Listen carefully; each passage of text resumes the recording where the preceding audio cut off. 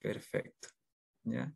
No me quiero ir, ¿cierto? Un link a lo que era la película de Avengers. ¿Ya? Lo reemplazamos por este nuevo título, entonces, eh, que engloba y generaliza mucho más lo que queremos lograr. Entonces, a lo largo de esta presentación, vamos a comenzar obviamente con una base fisiológica. Muchas de las personas que están integrando estas charlas ya tienen una base, ya cuentan con una formación profesional, por lo tanto, vamos a tratar de ser lo más generales dentro de lo que se puede, ¿cierto?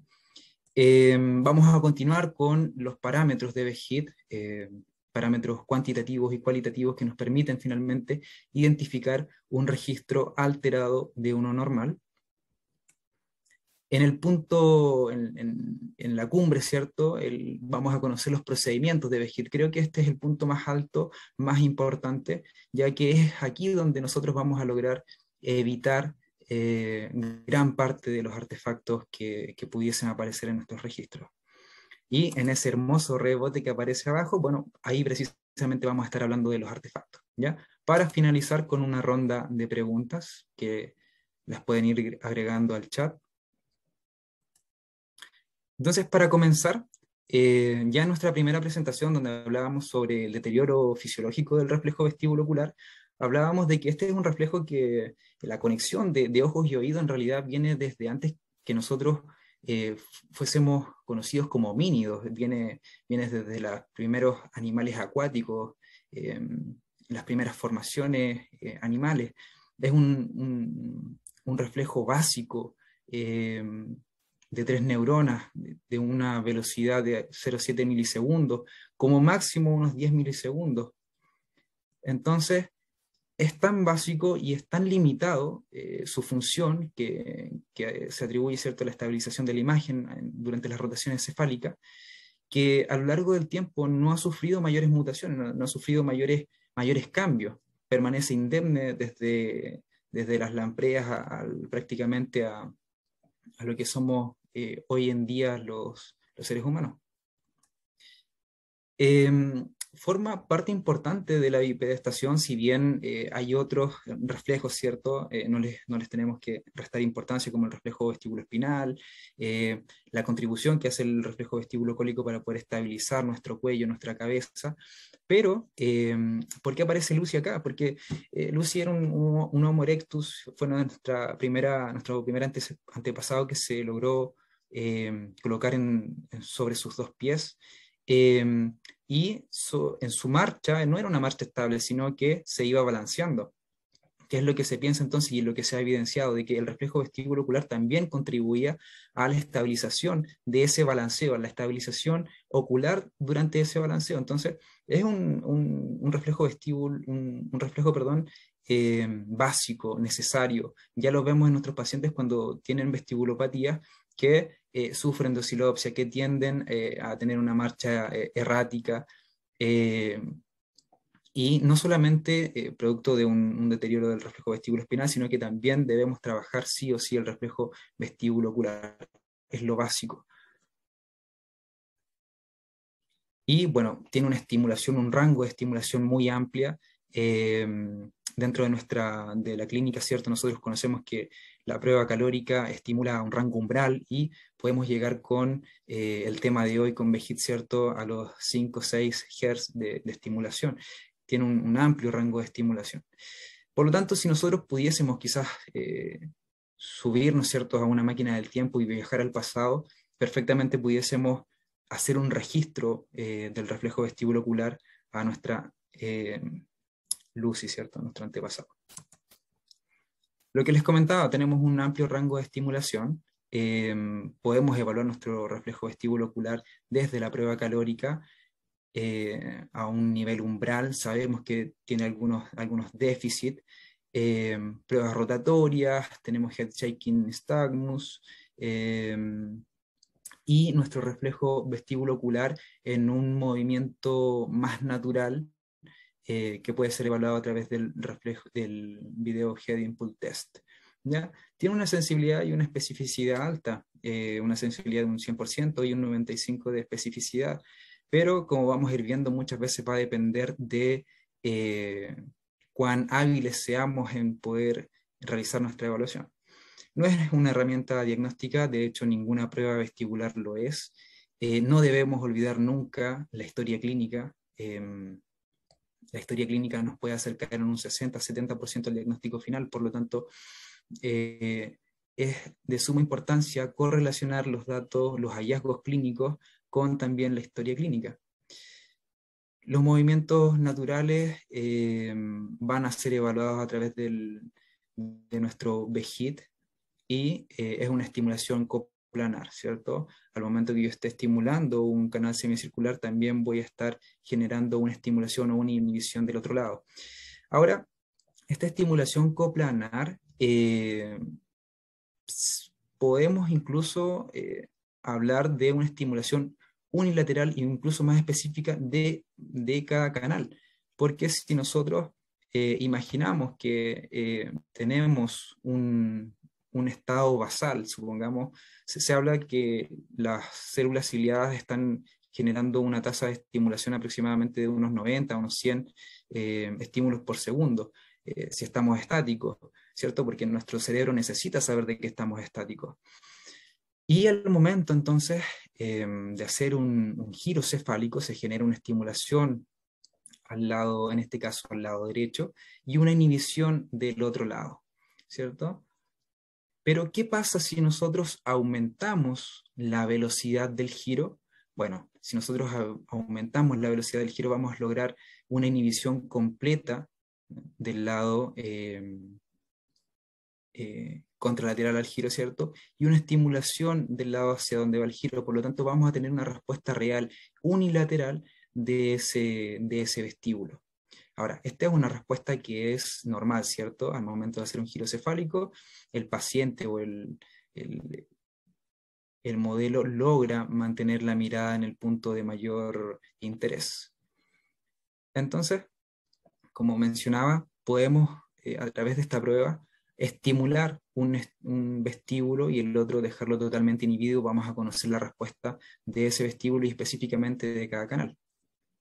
Ahora, ¿qué ocurre entonces cuando este vestíbulo o cada canal pudiese estar alterado?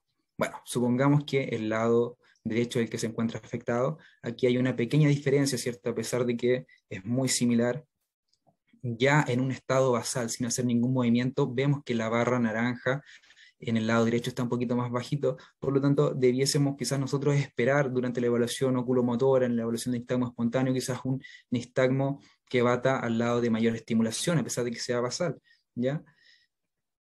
Al momento de hacer el giro, entonces, vamos a lograr, ¿cierto?, estimular ese punto, pero vamos a tener una inhibición completa del otro lado, por lo tanto la respuesta que vayamos a registrar, que vayamos a obtener, va a ser totalmente real y específica del lado derecho, ¿ya? Si se observa ahí, entonces, el paciente no logra mantener la mirada en el punto de interés, se van los ojos junto con el movimiento cefálico y requiere de una sacada compensatoria para poder volver a fijar el punto de interés.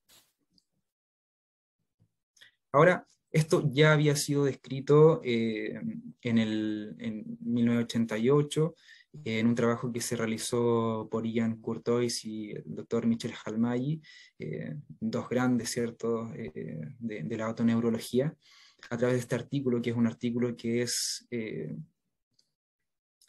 obligatorio para todo otoneurólogo, y donde ya se describía entonces que estas sacadas correctivas serían un signo de una paresia vestibular, una paresia del canal.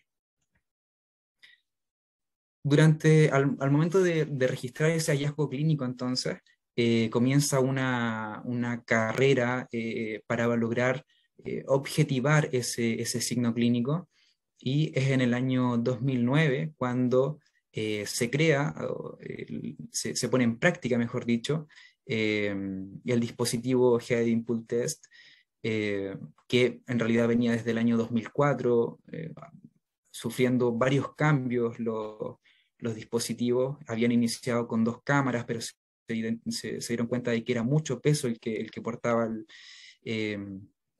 las gafas, por lo tanto tuvieron que eliminar una, no repercute mayormente en el número de la población que va a ser estudiada al momento de dejar solamente una cámara fija.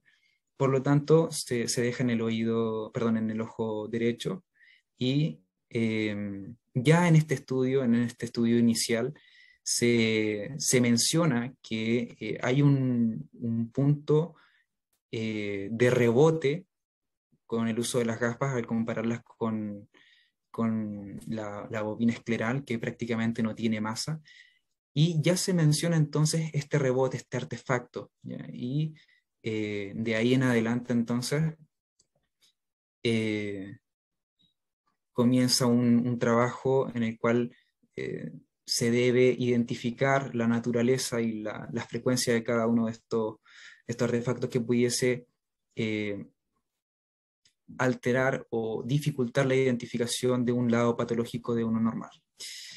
Se mencionan dos formas de lograr identificar un vejiga alterado de uno sano.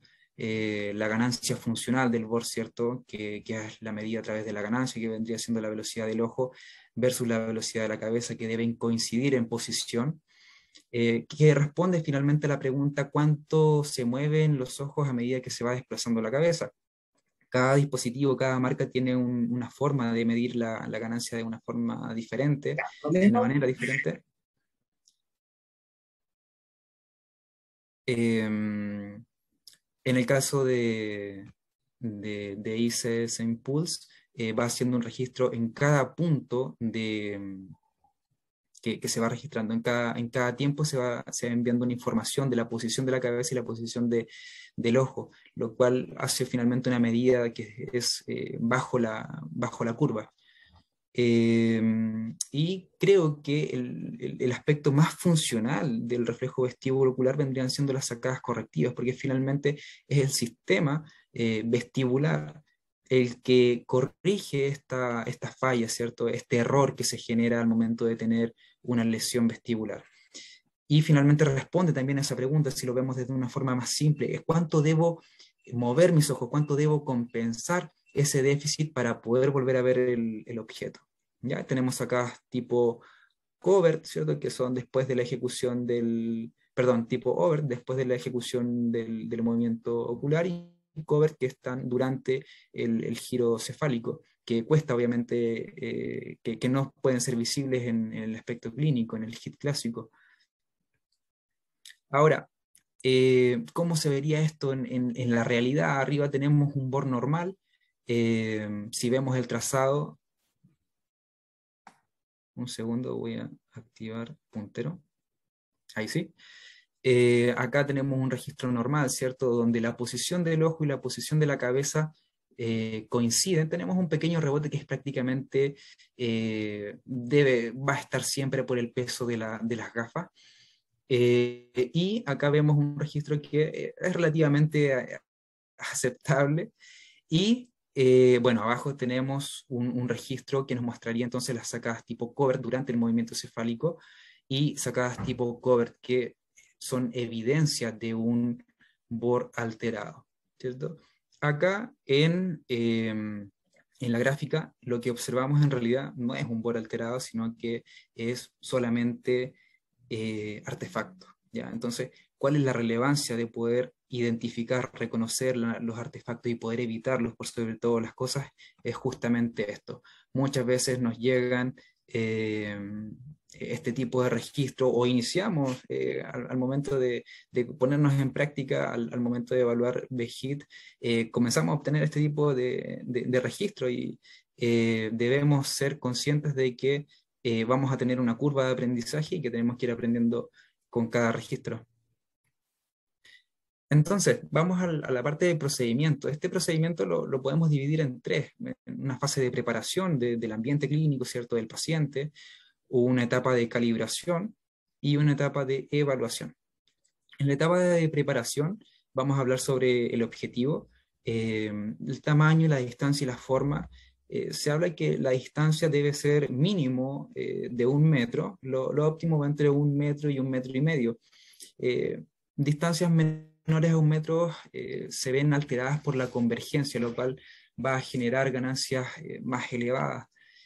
Respecto al tamaño, lo que sugiere el doctor Michel Halmay es que sea de aproximadamente unos 10 milímetros. Hay varios estudios que, que ponen en comparación diferentes tamaños, que los voy a presentar a continuación para que los puedan ir en su búsqueda. Y bueno, respecto a la forma, creo que esta es una de las críticas que se ha hecho a Autometric, que es este tipo de estímulos, los cuales no son convenientes, ya que presenta más de un objetivo. Presenta uno, dos, tres, cuatro, ¿cierto? Y el paciente lo que va a hacer si uno le pide que fije este objetivo, por ejemplo, va a tener la tendencia de ir pasando de un punto a otro.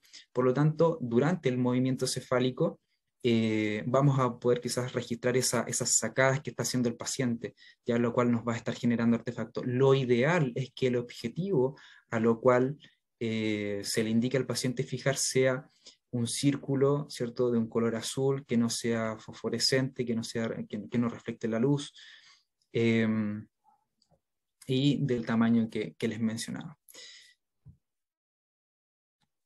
Bueno, estos son dos artículos, como les decía, que son interesantes de poder estudiar, de poder visitar para ir profundizando en el tema. Eh, Relacionado al tema inicial en abril, donde hablamos sobre el deterioro fisiológico del reflejo vestíbulo ocular, es importante hacer la diferencia de que la edad incluso es mucho más significativo a la hora de registrar movimientos sacádicos versus el tamaño del objetivo. Y este otro artículo hace un estudio comparativo en pacientes con déficit visuales, con pacientes con una agudeza visual buena y una alterada, y en diferentes grados. Creo que es uno de los artículos más interesantes que podemos visitar para poder tener en consideración en la clínica, ya que sabemos que gran parte de nuestros pacientes son adultos mayores y muchos de ellos obviamente ya tienen alguna comorbilidad detrás. Continuando con la preparación, la iluminación es fundamental. Esto es uno de los puntos más importantes para poder evitar artefactos.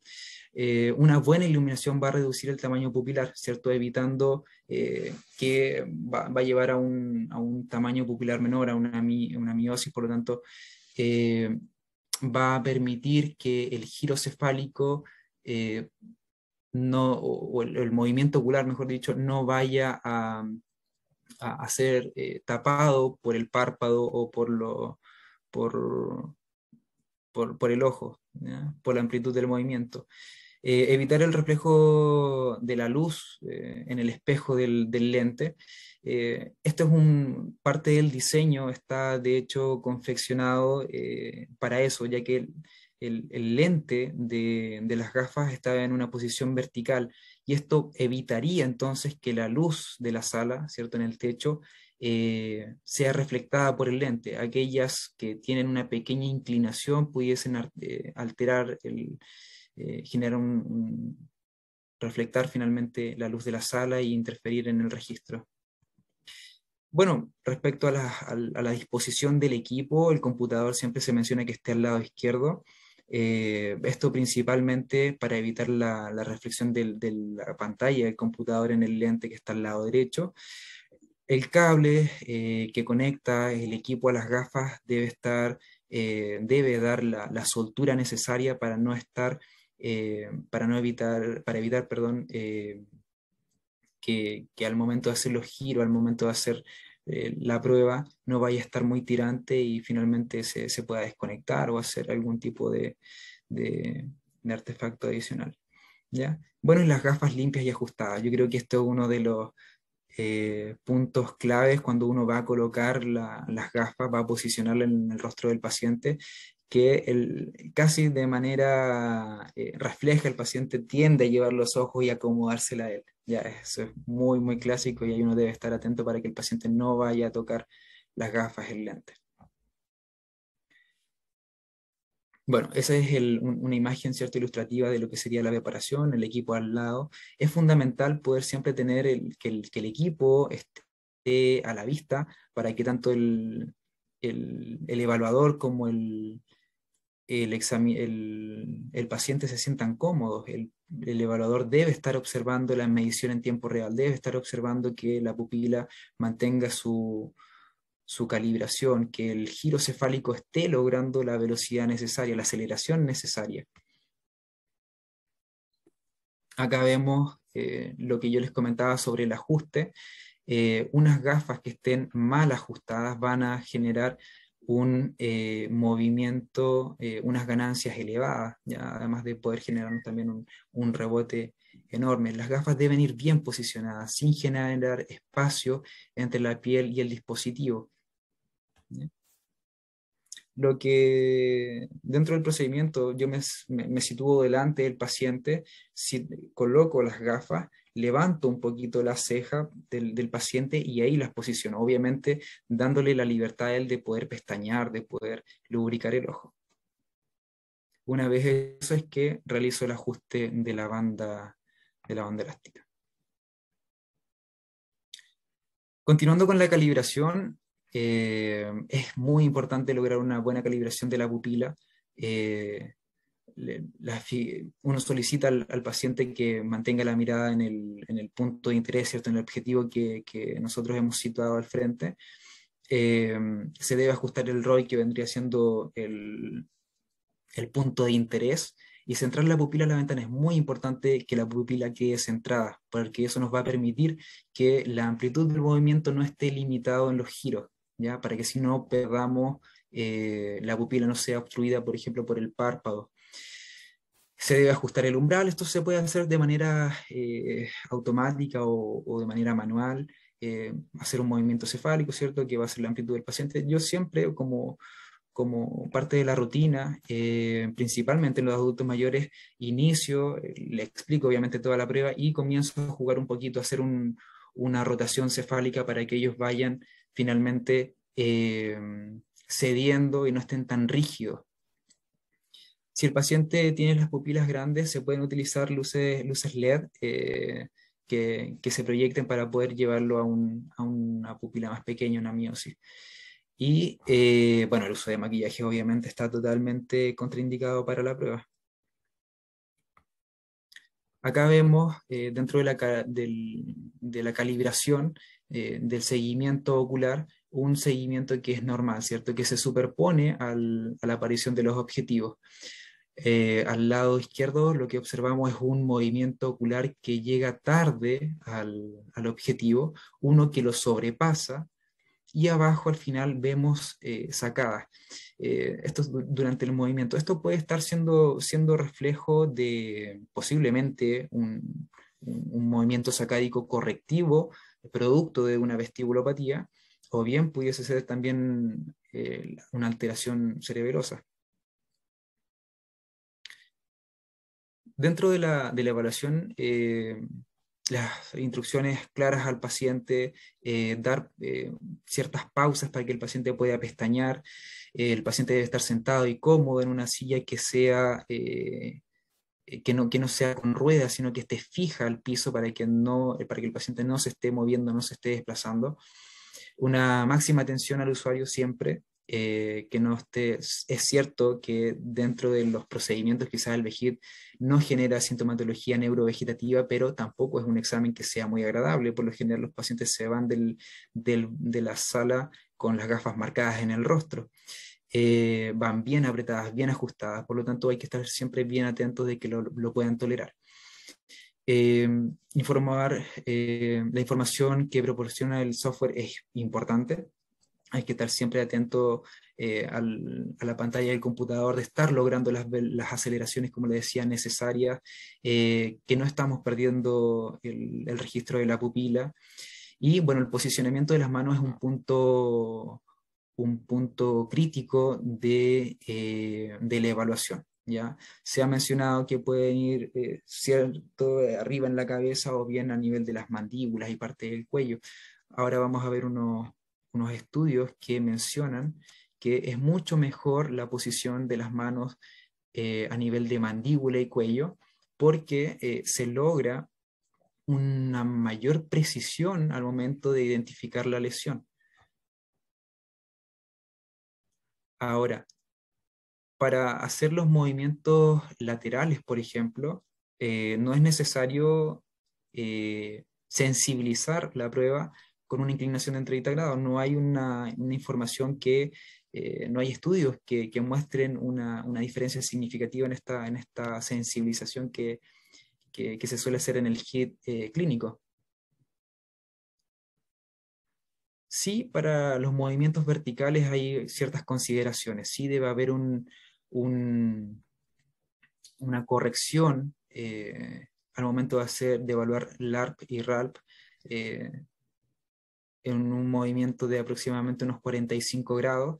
Acá el equipo a nosotros nos permite finalmente buscar el ángulo ideal, pero al momento de buscar el ángulo ideal, esta inclinación de 45 grados para minimizar la rotación ocular, que finalmente genera un enlentecimiento en el movimiento del ojo, por lo tanto genera a su vez una diferencia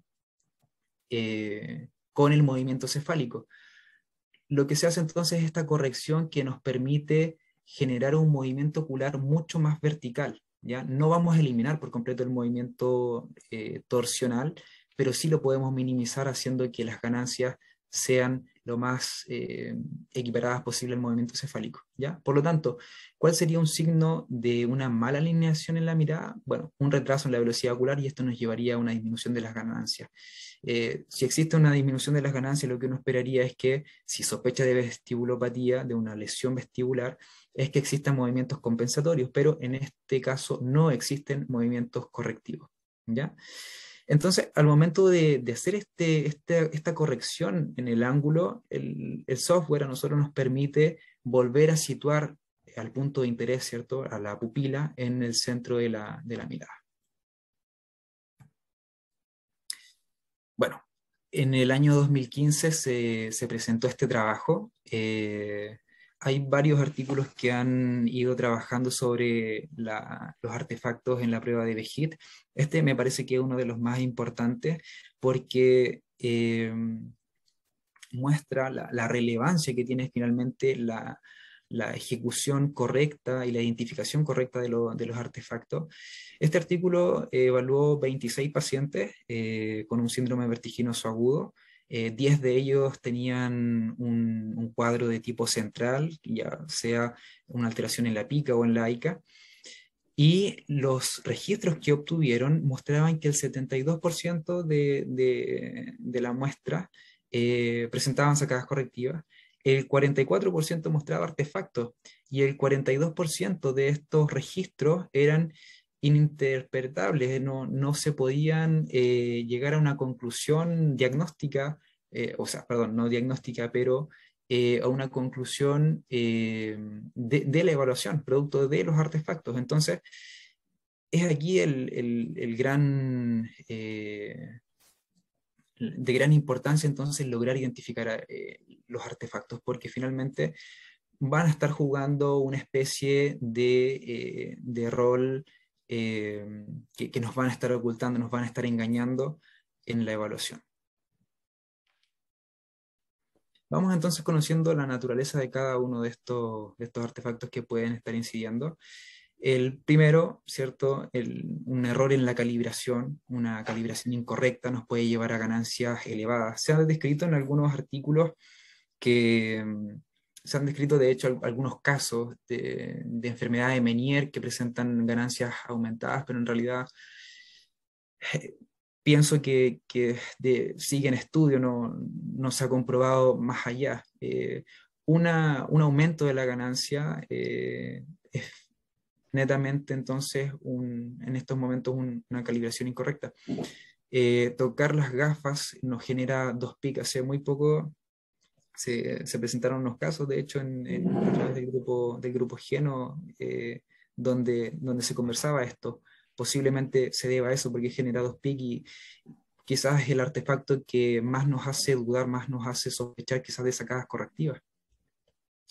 La falta de atención del paciente es muy importante, que dentro de la sala, como les mencionaba, esté un fondo blanco, que no sea distracción para el paciente, estar siempre atento al paciente, indicándole cuál es el objetivo de la tarea, y al momento de una falta de atención de él vamos a obtener trazados totalmente en dirección errada del movimiento.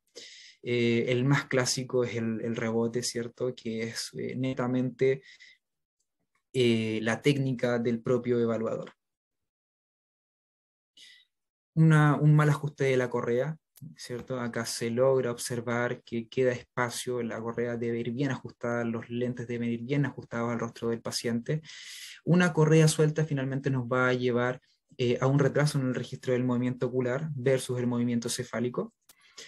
La pérdida del seguimiento pupilar, el trazado va a ser totalmente irregular. Esto ocurre finalmente cuando al momento de hacer un giro cefálico podemos quizás generar un movimiento muy amplio, lo cual lleva a la obstrucción de la pupila, que es nuestro punto de interés. Un mini parpadeo, un mini blink, ¿cierto? Que finalmente genera un trazado pseudo-sacádico. Bueno, podría tratarse también de una tosis, de una tosis palpebral. Por eso es muy importante lograr que el momento de colocar las gafas, la pupila quede totalmente despejada, levantar un poquito la ceja, permitiendo al paciente que logre pestañear para que lubrique el ojo, pero mantener siempre la pupila centrada y bien visible. La pérdida del seguimiento pupilar producto de un pestañeo, ¿cierto? Se logra un trazado totalmente irregular. A veces pasa que en los pacientes que tienen una vestibulopatía tienden a generar un pestañeo. Y esto hay que considerarlo como una respuesta que también es una respuesta maladaptativa por parte de nuestro cerebro, porque lo que se está generando finalmente es un error en el sistema. Entonces lo que trata de hacer el sistema es evitar ese error. ¿Cómo lo puede evitar? Bueno, a través de un pestañeo. En algunos casos, eh, cuando mis pacientes presentan mucho pestañeo y es clara evidencia de una vestibulopatía, también lo informo como eso, lo informo como que el paciente genera este pestañeo producto de la alteración del reflejo vestibulocular como una respuesta maladaptativa central. Bueno, si pudiésemos colocar en el podio a cada uno de estos artefactos, tenemos en el primer lugar el overshot, ¿cierto? Que es este rebote que se genera, que propiamente tal no es un artefacto, sino que es una mala ejecución de la técnica. En segundo lugar es la pérdida de la pupila, ¿cierto? De la lectura de la pupila, que genera este trazado irregular con oscilaciones. Y el tercer punto es el hecho de tocar las gafas. Bueno, vamos a ver algunos registros que desde ya aprovecho de agradecer a Claudia Guevara y al colega Rodrigo Zuleta por proporcionar estos registros. Ya en estos registros, por ejemplo, podemos ir observando eh, un movimiento que está desfasado, ¿cierto? El movimiento cefálico con el movimiento ocular. Quizás en este trazado lo importante hubiese sido generar para el plano, ¿cierto? Una corrección en el movimiento, en el giro cefálico, perdón, para poder optimizar el movimiento ocular que sea de tipo vertical y restar un poco el componente torsional. Bueno, acá vemos un trazado que está completamente lleno de artefactos, no presenta, por ahí ahí presentamos el hecho de tocar las gafas, está muy irregular el trazado. Este lo quisiera sumar porque si bien tampoco debiese ser considerado como un artefacto, sí es parte de la técnica y siento que a mí me ocurrió mucho en un inicio, que es lograr aceleraciones que sean simétricas para los canales. Si vemos acá, por ejemplo, es una aceleración bastante baja, cerca de los 150, yo diría que incluso un poco menor, versus el canal coplanar que logra aceleraciones cerca de los 200 grados por segundo. Entonces, suele pasar. Creo que era lo que más me costaba en un inicio a mí. ¿Ya? Bueno, nuevamente, lo que le decía, un trazado posiblemente pérdida del eye tracking, del seguimiento de la pupila, muy ruidoso el registro. Y acá, bueno, posiblemente una mala calibración, estamos obteniendo ganancias elevadas, ahí se ven unas sacaditas. ¿Mm? Bueno, pero todo esto es parte de la curva de aprendizaje, esto es totalmente esperable, todos pasamos por esto. Eh, este artículo quisiera destacar el punto número 1, donde se solicitó a 10 estudiantes de medicina sin experiencia previa a realizar eh, 20 BHIT eh, en 10 sesiones y se fue evaluando el progreso de la técnica a través de estas 10 sesiones. Es decir, cada uno generó finalmente 200 impulsos al final del estudio, pero ninguno de ellos puso énfasis en la observación de lo que nos va haciendo de retroalimentación el dispositivo, el software. Es importante nunca perder de vista lo que nos está sugiriendo el equipo, si estamos logrando las aceleraciones correctas, si estamos perdiendo quizás el seguimiento de la pupila. Bueno, en el segundo punto, ¿cierto? Una baja aceleración, un amplio movimiento, tocar las gafas, el overshot. ¿Ya? Y bueno, a medida que van ocurriendo las sesiones, la técnica va obviamente mejorando. Bueno, para ir cerrando, finalmente, no olvidar que esto es parte de la curva de aprendizaje. Todos tenemos eh, eh, eh, un proceso que va a ser diferente posiblemente, va a depender quizás mucho de quién nos esté ayudando, de quién nos esté colaborando. Tuve la suerte de tener un amigo, un colega que tuvo la disposición de enseñarme cada uno de los procesos, que es Elías Villagrán, así que no sé si esté viendo la presentación, pero desde ya aprovecho de mandarle un saludo. Eh, el ambiente, no olvidarlo, el ambiente, la calibración y la evaluación son fundamentales, no solamente el hecho de ejecutar el movimiento, el giro cefálico en la prueba de BHIT nos va a generar artefactos, sino que todo lo que viene detrás va a ser importante para poder evitar estos artefactos. Y el servicio técnico, con una buena mantención del equipo, obviamente nos va a llevar a registros que sean lo más óptimos.